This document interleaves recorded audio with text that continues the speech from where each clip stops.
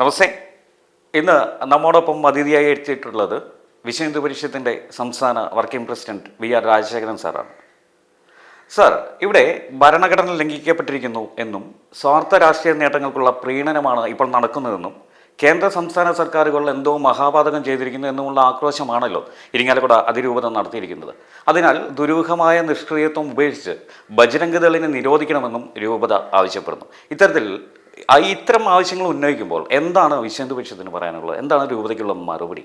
ഹിന്ദുവിശ്വാസ് ചാനലിലെ എല്ലാ മാന്യ പ്രേക്ഷകർക്കും സാദര നമസ്കാരം. വളരെയധികം കാര്യമാത്ര പ്രസക്തമായ ഒരു ചോദ്യമാണ്.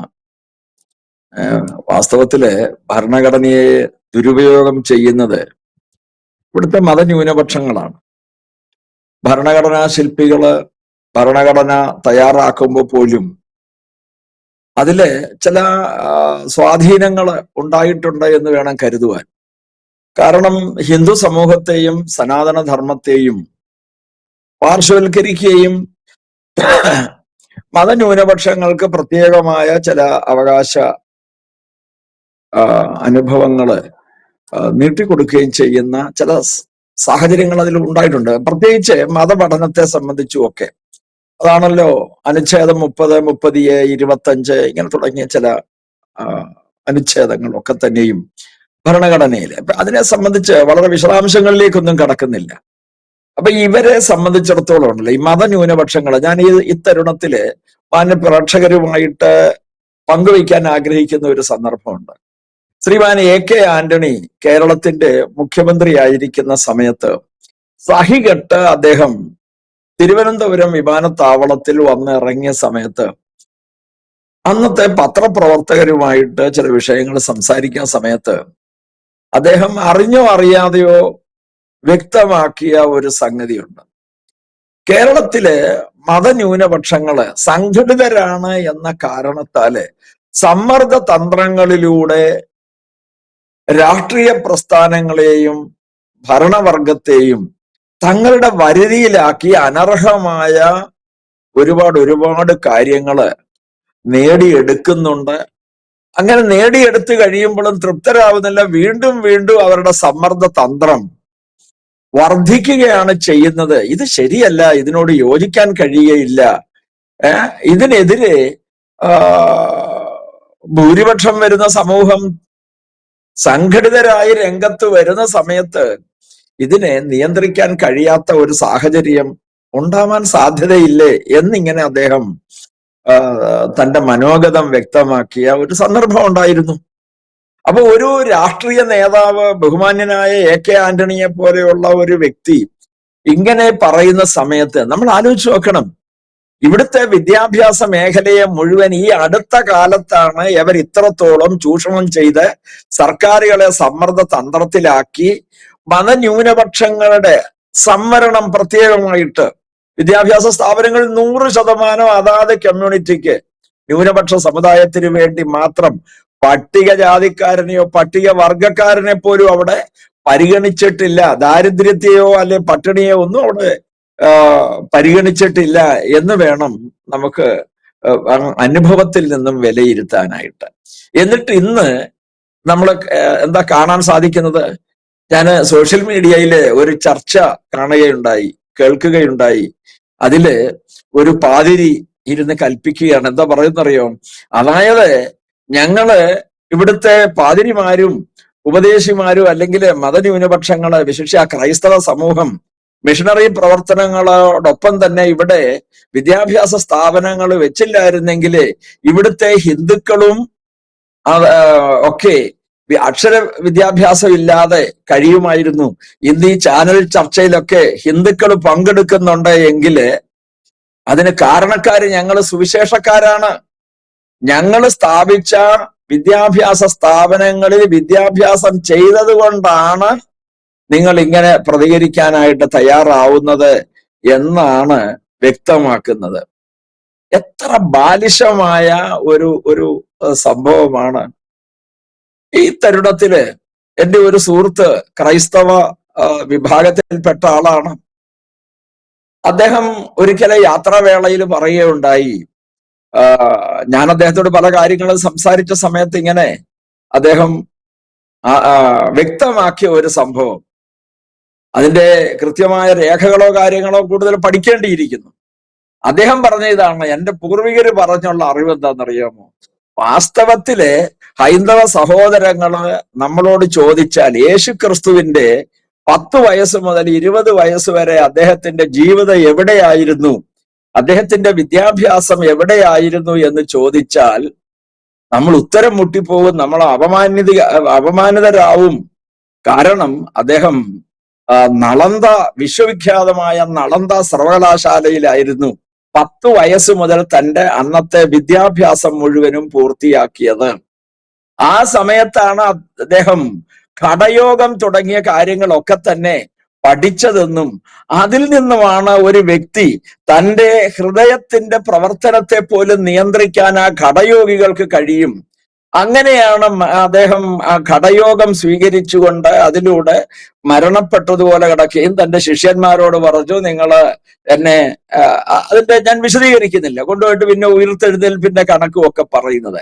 അപ്പോ എനിക്ക് ആ ബഹുമാന്യനായ പാതിരിയോട് പറയുവാനുള്ളത്, നിങ്ങളുടെ തലതൊട്ടപ്പനായിട്ടുള്ള യേശുദേവൻ വിദ്യാഭ്യാസം ചെയ്തത് അന്ന് ഇവിടെ മതപരിവർത്തനം ആരംഭിച്ചിട്ടില്ലാത്ത വിശ്വവിഖ്യാതങ്ങളായ സർവകലാശാലകളിലെ നളന്ദയും തക്ഷശിലയും അടക്കം ഭാരതത്തിന്റെ മണ്ണിലെ ഋഷീശ്വരന്മാരായ സന്യാസിവര്യന്മാരാൽ സ്ഥാപിതമായതായിരുന്നു എങ്കിൽ അവിടെ വന്ന് സമയമായി ഭക്ഷണവും കഴിച്ച് താമസവും ഒക്കെ കഴിഞ്ഞ് പഠിച്ച കാര്യങ്ങൾ ഉപയോഗിച്ച്, പണ്ടൊരു ചൊല്ലുണ്ട്, പാല് കൊടുക്കുന്നവന്റെ കയ്യിൽ കൊത്തുക എന്ന് പറയുന്നത്. അതേമാതിരിയുള്ള പ്രയോഗമാണ് ഇവിടെ വന്നിട്ട് ആ സംസ്കാരത്തെ നളന്ദയും തക്ഷശിലയും ഒക്കെ തീയിട്ട് നശിപ്പിച്ച് അവിടുത്തെ അമൂല്യങ്ങളായ രത്നശേഖരങ്ങളായിട്ടുള്ള ആ ഗ്രന്ഥശേഖരങ്ങളെല്ലാം തന്നെ തട്ടിക്കൊണ്ടു പോയിട്ട് ഇന്ന് ഇവിടെ വന്ന് കൊല്ലക്കുടിയിൽ സൂചി വിൽക്കാൻ വന്നെന്ന് പറയുന്ന ഒരു പഴഞ്ചൊല്ലിനെ അന്വർത്ഥമാക്കുമാറ് ഇവിടെ വന്ന് നീയൊക്കെ വിദ്യാഭ്യാസം ചെയ്യുന്ന ഞങ്ങളുടെ ഔദാര്യമാന്ന് പറഞ്ഞ, അച്ചോ അങ്ങ് മഗ്യമ്മയുടെ അടുത്ത് പോയി പറഞ്ഞാൽ മതി, ഇവിടെ ഇറക്കേണ്ട കാര്യമൊന്നുമില്ല. നാം ആലോചിച്ച് നോക്കണം, എത്ര ബാലിശമായ പ്രവർത്തനങ്ങളാണ് പറയുന്നത്. ഇനിയും ഇടയലേഖനം എഴുതിയിരിക്കുന്നു. ഞാനൊന്ന് ചോദിക്കട്ടെ, ഇവിടെ ഇരിങ്ങാലക്കുട അതിരൂപതയിൽപ്പെട്ട ഒരു പള്ളിയിലച്ചൻ കുമ്പസാര രഹസ്യം അങ്ങാടിയിൽ പാട്ടാക്കുമെന്ന് ഭയപ്പെടുത്തി ഭീഷണിപ്പെടുത്തി ഒരു വീട്ടമ്മയായ യുവതിയെ പീഡിപ്പിച്ച് അവസാനം അത് കേസായില്ലേ? ഭാരതീയ നിയമസംഹിതയിലെ വിവിധങ്ങളായ വകുപ്പുകൾ ചേർത്ത് കേസെടുത്തിട്ട് ഇന്ന് ആ ക്രൈമില് പോലീസ് പറഞ്ഞേക്കുന്ന അബ്സ്കോണ്ടിങ് എന്ന് രേഖപ്പെടുത്തിയിരിക്കുകയാണ്. അന്തസ്സുള്ള രൂപതയായിരുന്നു എങ്കിൽ മാതൃകാപരമായി തെമ്മാടിത്തം കാണിച്ച പാതിരിയെ നിയമത്തിന്റെ മുമ്പിൽ ഹാജരാക്കണമായിരുന്നു. അപ്പൊ നിങ്ങൾ ഇരിങ്ങാലക്കുട അതിരൂപത ഈ കുർബാന രഹസ്യം ഇങ്ങനെ അച്ഛന്മാർക്ക് ദുർവിനിയോഗം ചെയ്യാനുള്ള ഒരു പദ്ധതിയായി നിങ്ങൾ സംഘടിപ്പിക്കുന്നു എന്ന് പറഞ്ഞാൽ നിഷേധിക്കാൻ പറ്റുമോ? എത്രയെത്ര സംഭവങ്ങളാണ്. എന്നിട്ടാണ് ഈ അച്ഛൻ വന്നിട്ട് ഇവിടെ ഇരുന്നിട്ട് ഈ കുമ്പസാരം നടത്തുന്നത്. അച്ചോ, ഈ പണി ഇങ്ങോട്ട് വേണ്ട, കൊല്ലക്കുടിയിലേക്ക് ഇത് കൊണ്ടുവരികയോ ഒന്നും വേണ്ട, ഞങ്ങളുടെ അടുത്ത് ഇതും കൊണ്ട് വരേണ്ട കാര്യമൊന്നുമില്ല, ഇതിന്റെ ആവശ്യവും ഇല്ല ഞങ്ങൾക്ക്. അതുകൊണ്ട് നിങ്ങൾ ചെയ്യുന്ന സുവിശേഷ വേലയല്ല, വിഷവേലയാണ് ചെയ്യുന്നത്. നിങ്ങളുടെ വിഷവും കൊണ്ട് ഞങ്ങളുടെ വീടുകളിൽ, ഹിന്ദുക്കളുടെ ഭവനങ്ങളിൽ നിങ്ങൾ കയറി വരേണ്ട യാതൊരു ആവശ്യവുമില്ല. മതപ്രചരണത്തിന് വേണ്ടി നിങ്ങൾ വരുന്നെങ്കിൽ അതിനർത്ഥം മതപരിവർത്തനമാണ് നിങ്ങളുടെ ലക്ഷ്യം. അവിടെ ഹിന്ദുക്കളെ തെറ്റിദ്ധരിപ്പിച്ചും പ്രലോഭിപ്പിച്ചും ഭീഷണിപ്പെടുത്തിയും പാൽപ്പൊടിയും സോപ്പും ഒക്കെ കൊടുത്ത് അവരെ ഇങ്ങനെ തെറ്റിദ്ധരിപ്പിച്ച് മതം മാറ്റാനുള്ള ശ്രമം അത് രാജ്യദ്രോഹമാണ്. ആ രാജ്യദ്രോഹം ചെയ്യുന്നവരെ നിയമത്തിന്റെ മുമ്പിൽ കൊണ്ടുവരണം. ഇന്ന് ഭാരതത്തിലെ ഏതാണ്ട് 11ഓളം സംസ്ഥാനങ്ങളില് നിയമം മൂലം ഇതിനെ നിരോധിച്ചിട്ടുണ്ടല്ലോ. എന്തേ ഇവിടുത്തെ ക്രൈസ്തവ സഭ സുപ്രീം കോടതിയില് ആ സർക്കാർ ഉത്തരവുകളെ ചോദ്യം ചെയ്തില്ല? നിങ്ങൾക്ക് കോടതിയിൽ അതിനെ ചോദ്യം ചെയ്യാനുള്ള തന്റെ ഇടമില്ല. കാരണം നിങ്ങൾ ചെയ്യുന്ന 100% തെറ്റായ പ്രവൃത്തിയാണ് എന്ന് നിങ്ങൾക്ക് കൃത്യമായും ബോധ്യമുണ്ട്. ഒന്ന് ആലോചിച്ച് നോക്കണം. അപ്പൊ രഞ്ജിത്ത് മേനോൻ, നിങ്ങളൊരു കാര്യം മനസ്സിലാക്കണം, ഇവര് ചെയ്യുന്ന തെറ്റിനെ വെള്ളപൂശാൻ വേണ്ടി സംഘടിത വോട്ട് ബാങ്ക്, ഇവര് സഭകൾ തമ്മിൽ അങ്ങേയറ്റത്തെ രൂപതകൾ തമ്മിലും ഒക്കെ അടിയാണല്ലോ. നമ്മൾ എത്രയോ കണ്ടതാണ്. ഇവിടെ എത്ര പള്ളികളിലായിരുന്നു സ്ത്രീകളടക്കം തെരുവിലിറങ്ങി യുദ്ധം സമാനമായ അന്തരീക്ഷം, സുപ്രീം കോടതി വിധിയെ പോലും വെല്ലുവിളിച്ച രംഗങ്ങൾ ഉണ്ടായില്ലേ? നമ്മൾ ആലോചിച്ച് നോക്കണം. അപ്പൊ ഇവര് സംഘടിത വോട്ട് ബാങ്ക് കാട്ടിക്കൊടുത്തുകൊണ്ട് എല്ലാ രാഷ്ട്രീയ പാർട്ടികളെയും വിലയ്ക്ക് വാങ്ങാൻ ഇന്ന് പാകമായ രീതിയിൽ നിൽക്കുന്നതായ ഒരു സാഹചര്യം നമുക്ക് ഇന്ന് കാണാൻ സാധിക്കുന്നു. അപ്പൊ അതിന് മാറ്റം വന്നേ മതിയാവുകയുള്ളൂ. ഇവിടെ നിഷ്പക്ഷമായിട്ട് ക്രൈസ്തവർക്കും ഇസ്ലാമിക സഹോദരങ്ങൾക്ക്, ഹിന്ദുക്കൾക്കും തോളോട് തോൾ ചേർന്ന് സന്തോഷമായി അവരവരുടെ മതം പ്രചരിപ്പിക്കുവാൻ, ഇത് നിലവിലുള്ള നിയമം അനുസരിച്ച് ഇന്ന് കേരള സർക്കാരിനെ നിർബന്ധത്തിലാക്കി, സമ്മർദ്ദത്തിലാക്കി, എന്താണെന്നറിയോ, നിർബാധം മതം മാറാനുള്ള സൗകര്യം ചെയ്തിരിക്കുകയാണ്. യാതൊരു പ്രശ്നവും ഇല്ലാതെ റവന്യൂ ഡിപ്പാർട്ട്മെന്റില് ഒരു അപേക്ഷ കൊടുക്കുക, പിന്നീട് കളക്ടറേറ്റുകളിൽ പോയി പബ്ലിക് റിലേഷൻസ് ഡിപ്പാർട്ട്മെന്റിൽ ഒരു ഫോറം പൂരിപ്പിച്ചു കൊടുത്താൽ അത് ഗസറ്റഡ് ഓഫീസറെ കൊണ്ട് സാക്ഷ്യപത്രം ചെയ്ത് അത്യാവശ്യം ഒന്ന് ചിലരൊക്കെ ആവശ്യപ്പെടുന്നതനുസരിച്ച് ഒരു ശുദ്ധിക്രിയാ സർട്ടിഫിക്കറ്റും ഹാജരാക്കി കഴിഞ്ഞാൽ ഗസറ്റ് വിജ്ഞാപനം, അതിന്റെ നിശ്ചയിക്കപ്പെട്ടിട്ടുള്ള സർക്കാരിന്റെ ഫീസും അടച്ചു കഴിഞ്ഞാൽ ഏതൊരു ക്രിസ്ത്യാനിക്കും ഹിന്ദുവാകാം, മുസ്ലിം ആകാം, ഏതൊരു മുസ്ലിമിനും ക്രിസ്ത്യാനിയാകാം, ഏതൊരു ഹിന്ദുവിനെയും ക്രിസ്ത്യാനിയും മുസ്ലിമും ആക്കാൻ വളരെ വേഗത്തിൽ നടത്താൻ പാകത്തിന് സംവിധാനം ഒരുക്കിയിരിക്കുകയാണ് കേരള സർക്കാരും. അങ്ങനെ ഇതെല്ലാം നേടി വെച്ചിട്ട് എന്തിനു വേണ്ടി? സ്വമനസാലെ മനപരിവർത്തനത്തിലൂടെ മതം മാറാൻ ആരെങ്കിലും തയ്യാറായാൽ ഇവിടെ അതിനെ ആരും എതിർക്കില്ല. തെറ്റിദ്ധരിപ്പിച്ച് കാപട്യത്തിലൂടെ, കള്ളത്തരത്തിലൂടെ നിങ്ങൾ ഈ പണി കാണിച്ചാൽ വിദേശത്ത് നിന്ന് വരുത്തുന്ന കോടിക്കണക്കിന് രൂപ ഉപയോഗിച്ചുകൊണ്ട് എല്ലാ തരത്തിലും ആളുകളെ സ്വാംശീകരിച്ച് സ്വാധീനിച്ച് ഇത്തരത്തില് മതം മാറ്റം നടത്തുന്ന ഒരു നടപടി. ഇതിനെ എതിർത്തു പോയ ഉടൻ പറയുന്നതാണ് ബജരംഗദളിനെ നിരോധിക്കണം. ഇത് പറയാൻ ഈ ഇരിങ്ങാലക്കുട അതിരൂപതയ്ക്ക് എന്ത് ധാർമ്മിക അവകാശമാണുള്ളത്? എന്ത് ധാർമ്മികതയാണുള്ളത്? ബജരംഗദളോ വിശ്വ ഹിന്ദു പരിഷത്തോ ഈ നാട്ടിൽ ഏത് തരത്തിലുള്ള തീവ്രവാദ പ്രവർത്തനം ചെയ്തു? ഏത് തരത്തിലുള്ള ഭീകര പ്രവർത്തനങ്ങൾ ഇവിടെ ചെയ്തിട്ടുണ്ട്? ഞങ്ങളുടെ കുടുംബങ്ങളിൽ കയറി ഞങ്ങളുടെ കുടുംബാംഗങ്ങളെ ഞങ്ങളിൽ നിന്നും അകറ്റി തെറ്റായ മാർഗത്തിലേക്ക് കൊണ്ടുപോയി രാജ്യദ്രോഹപരമായ നടപടിയിലേക്ക് നീക്കുന്നതായ ഒരു സാഹചര്യം വന്നാൽ അതിനെ ശക്തമായി എതിർക്കുക തന്നെ ചെയ്യും. പ്രഥമ ദൃഷ്ടിയ നിങ്ങൾ ചോദിക്കുമായിരിക്കാം, എന്താണ് രാജ്യദ്രോഹം? എന്തുകൊണ്ടാണ് സപ്തസുന്ദരികൾ എന്നറിയപ്പെട്ടിരുന്ന നയതന്ത്ര പ്രാധാന്യം അർഹിക്കുന്ന അതിർത്തി സംസ്ഥാനങ്ങളില് മണിപ്പൂരിലും മിസോറാമിലും നാഗാലാൻഡിലും ഇന്ത്യൻ പട്ടികളെ കടന്നുപോകൂ എന്ന് നാഗാലാൻഡിൽ എഴുതി വെക്കാൻ ഇടയായി എങ്കിൽ ആ നാഗാലാൻഡിലെ ഗോത്രവർഗക്കാരെ മുഴുവൻ മതം മാറ്റം നടത്തിയതിന്റെ പരിണത ഫലമായിരുന്നു ഇന്ത്യൻ പട്ടികളെ കടന്നുപോകൂ എന്ന് ബഹുമാനപ്പെട്ട ഭാരതത്തിന്റെ പ്രധാനമന്ത്രി അന്നത്തെ രാജീവ് ഗാന്ധി നാഗാലാൻഡ് സന്ദർശന വേളയിൽ അവിടുത്തെ മതം മാറ്റപ്പെട്ട ഗോത്രവംശക്കാരായിട്ടുള്ള നാഗ സഹോദരങ്ങള് പ്ലേക്കാർഡുകൾ ഉയർത്തി ഇന്ത്യൻ പട്ടികളെ കടന്നുപോകൂ. നാം ഇതൊക്കെ മറന്നോ? അപ്പൊ ഇത് മണിപ്പൂരിലെ സംഭവവികാസം. എന്നിട്ട് ഇവിടെ പ്രശ്നം ഉണ്ടാക്കുകയാണ്. ഗവൺമെന്റാണ്, മോദിയാണ് കുഴപ്പം. നാം ആലോചിച്ച് നോക്കണം. അവിടെ രണ്ട് വിഭാഗങ്ങളെ തമ്മിൽ തലകീറിക്കുകയാണ് ചെയ്യുന്നത്.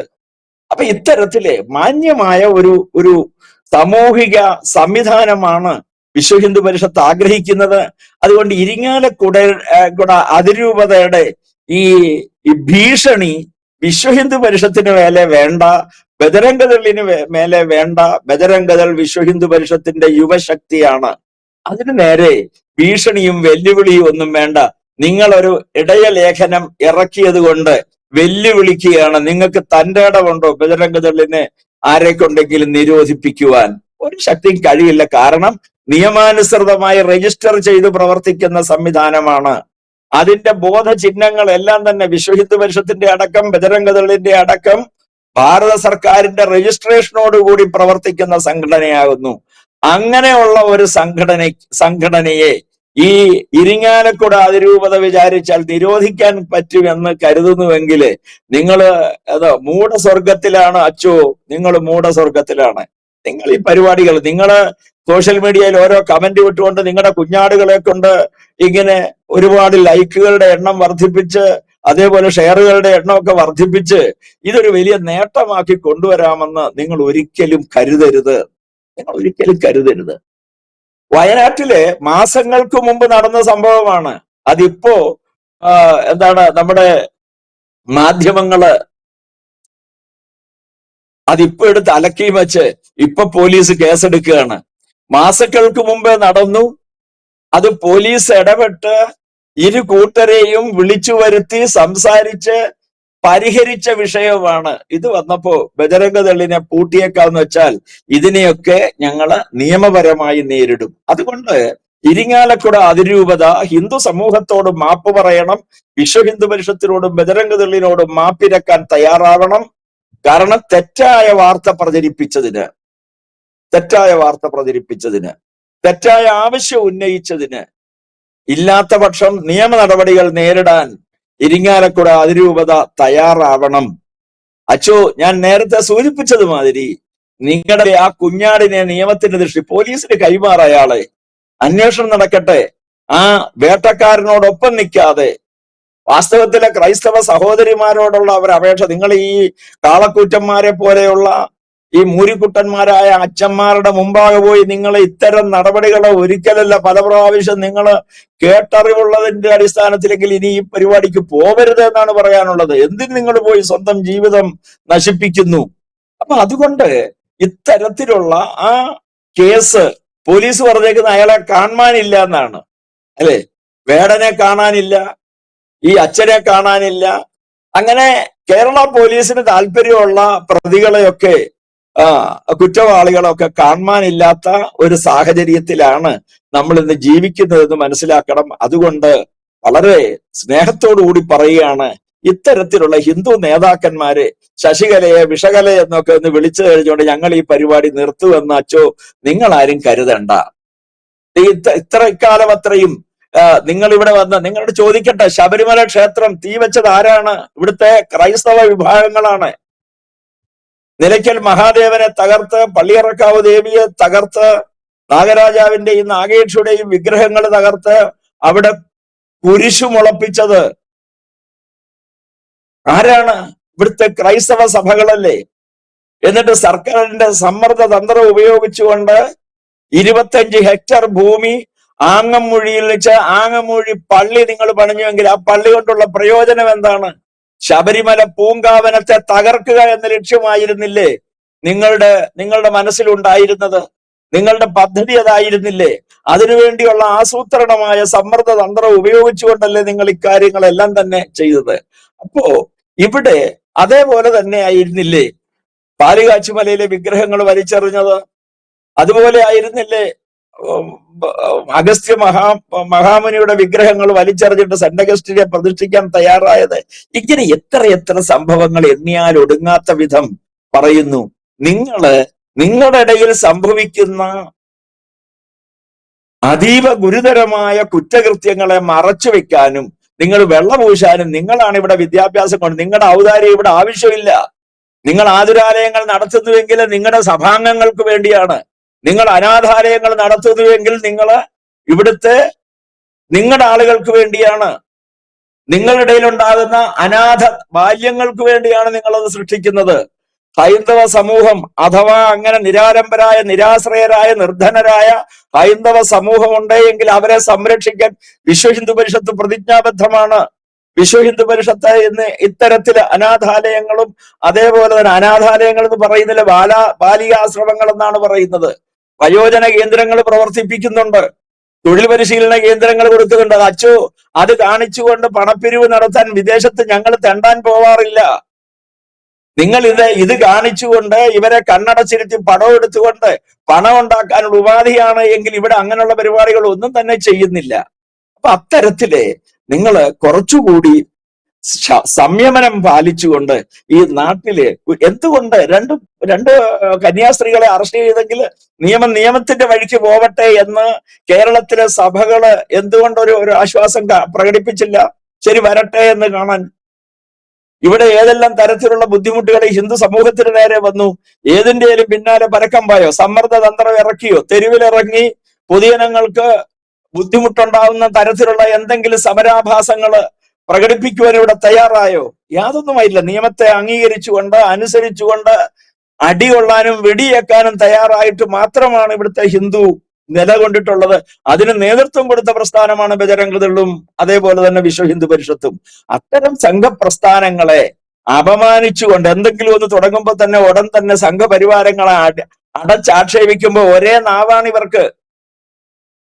പിയേഴ്സൺ ആയാലും ശരി, ജോൺ ബ്രിട്ടാസ് രണ്ട് കന്യാസ്ത്രീകളുടെ ഇടയിൽ അങ്ങനെ ഒട്ടിപ്പിടിച്ച് നിൽക്കുമ്പോ വിശ്വഗുരുവായ മാതാ അമൃതാനന്ദമയി ദേവിയെ അപകീർത്തിപ്പെടുന്നതിന് വേണ്ടി, തെളിവുണ്ടാക്കുന്നതിന് വേണ്ടി വിദേശ രാജ്യത്ത് അലഞ്ഞു നടന്ന പരമയോഗ്യനാണ്. മതമില്ലാത്ത ജീവന് വേണ്ടി വാദിക്കുന്നവൻ, മതത്തിലെ വർഗീയത വെച്ചു പുലർത്തുന്ന, മതത്തിന്റെ അടിസ്ഥാനത്തിൽ തന്റെ വീട്ടിലെ ചെറിയ ചെറിയ ചടങ്ങുകൾ പോലും മതാധിഷ്ഠിതമായിട്ട് മാത്രം നിർവഹിക്കുന്ന ആ ബ്രിട്ടാസ് ഹിന്ദു വിരുദ്ധമായ നിലപാട് സ്വീകരിക്കുമ്പോൾ അയാൾ ചെയ്യുന്ന ഭരണഘടനാ ലംഘനമല്ലേ? ആലോചിച്ച് നോക്കേണ്ട വിഷയമാണ്. ഇത്തരത്തിലുള്ള നടപടികളിൽ നിന്നും ഇക്കൂട്ടരെ പിന്മാറണം. നമുക്ക് ഏകോദര സഹോദരങ്ങളെ പോലെ ആരെക്കാളും വലുതല്ല എന്ന നിലയിൽ എല്ലാവർക്കും അവരവരുടെ മതം ഉൾക്കൊള്ളുവാൻ, അതിനനുസരിച്ച് ജീവിക്കുവാൻ, പ്രസരിപ്പിക്കുവാൻ അനുമതിയുണ്ടെന്നിരിക്കെ അതിനെ ദുരുപയോഗം ചെയ്ത് ഒരു സമൂഹത്തെ ഇല്ലായ്മ ചെയ്യാനായിട്ട് വന്നാൽ അതിനെതിരെ ശക്തമായി പ്രതികരിക്കും. വിശ്വ ഹിന്ദു പരിഷത്തിന്റെ ജന്മം തന്നെ പ്രതികരണശേഷിയുള്ള സമാജരചന, ഹൈന്ദവ സമാജരചനയാണ് അതിന്റെ മുഖ്യമായ ഉദ്ദേശ ലക്ഷ്യങ്ങൾ. അതുകൊണ്ട് വിശ്വ ഹിന്ദു പരിഷത്ത് പ്രതികരിച്ചിരിക്കും. അതിന്റെ പടനായകന്മാരായിട്ട് ബജരംഗദൾ അതിന്റെ മുൻപന്തിയിൽ തന്നെ ഉണ്ടാവും എന്നാണ് ഈ ചോദ്യത്തിന് മറുപടിയായി ഈ അവസരത്തിൽ രേഖപ്പെടുത്തുവാനുള്ളത്. അതെ, തീർച്ചയായും വീട്ടമ്മയെ പീഡിപ്പിച്ചത് ഭരണഘടനയോടുള്ള ആദരവ് കൊണ്ടാണോ? പീഡനവീരനെ സംരക്ഷിക്കുന്നത് രൂപതയുടെ സ്വാർത്ഥ നേട്ടങ്ങൾക്ക് വേണ്ടിയാണോ? സ്വന്തം സഭയിലെ വീട്ടമ്മയ്ക്ക് നീതി ലഭ്യമാക്കാൻ രൂപത നിഷ്ക്രിയത്വം ഉപേക്ഷിക്കുമോ? ഈ പറയുന്ന യേശുക്രിസ്തുവിന്റെ നീതി എല്ലാവർക്കും വേണ്ടേ? റോബിൻ വടക്കുംചേരിയുടെ കാര്യത്തിൽ, ഡിവൈൻ ധ്യാന കേന്ദ്രത്തിൽ പഴയ പീഡനവീരൻ ഫാദർ തർത്തിലച്ചൻ്റെ കാര്യത്തിൽ, ഫ്രാങ്കോ മുളയ്ക്കലിൻ്റെ കാര്യത്തിൽ, ജോസഫ് മാഷിൻ്റെ കാര്യത്തിൽ ഒക്കെ തരാതരത്തിന് നിലപാടെടുത്ത രൂപത അവരുടെ നിഷ്ക്രിയത്വം ഉപേക്ഷിക്കണം. എന്നിട്ടാവാം ബജരംഗളിനെ നിരോധിക്കലും, ഭരണഘടന സംരക്ഷിക്കലും, കേരള സംസ്ഥാന സർക്കാരുകളെ ഉപദേശിക്കലും. ഇതൊക്കെ കുഞ്ഞാട് പിടുത്തക്കാരുടെ ഇടയിൽ നടന്നപ്പോൾ തലയിൽ മുണ്ടിട്ട് നടന്ന പാതിരിമാരാണ് ഇപ്പോൾ ഓലപ്പാമ്പുമായി വിശ്വ ഹിന്ദു പരിഷത്തിൻ്റെ പീഡിപ്പിക്കാൻ ഇറങ്ങിയിരിക്കുന്നത്. ബജരംഗദളിനെ നിരോധിക്കണമെന്ന് പോലും. എന്തായാലും വ്യക്തമാണ് വിശ്വ ഹിന്ദു പരിഷത്തിൻ്റെ നിലപാട്. എന്തായാലും ഇത്രയും നേരം ഞങ്ങളോട് സഹകരിച്ചതിന് നന്ദി സാർ.